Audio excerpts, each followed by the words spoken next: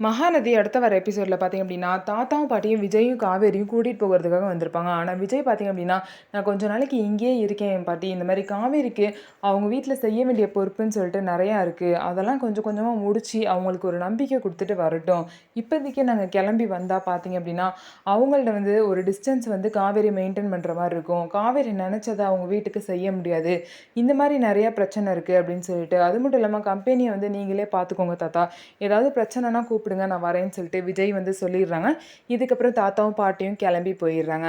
அதுக்கப்புறம் பார்த்தீங்கன்னா, என்ன விஜய் என்ன சொல்லியிருப்பாரு? விஜய் என்ன சொல்லி தாத்தா பாட்டிய அனுப்பிச்சிருப்பாங்கன்னு சொல்லிட்டு சாரதாவும் யோசிச்சுட்டு இருக்காங்க.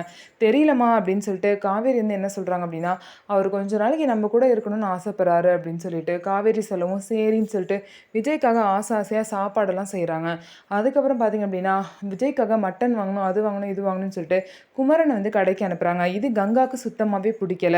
கங்கா என்ன பண்றாங்க அப்படின்னா, கடைக்கு அனுப்புன குமரன கடைக்கு போக விடாம, நம்ம கடையில வேலை இருக்குல்லங்க, ட்ரெஸ் எல்லாம் வந்து டெலிவரி குடுக்கணும். வாங்க அப்படின்னு சொல்லிட்டு குமரன கடையிலேயே இருக்க வச்சுட்டு, அவங்க அம்மாக்கு கால் பண்ணி, "இங்க நெறைய வேலை இருக்குமா, நீயே வாங்கிக்கோ" அப்படின்னு சொல்லிடுறாங்க. இதனால கங்கா பேச்ச மீறி குமரனும் ஒண்ணும் செய்ய முடியாம நிக்கிறாரு.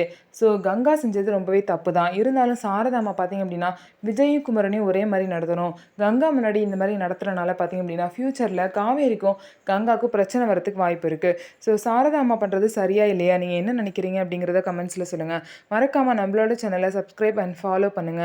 ஸோ நம்ம வீடியோ உங்களுக்கு பிடிச்சிருந்தாலும், நம்ம வீடியோ மறக்காம லைக் பண்ணிட்டு பாருங்க.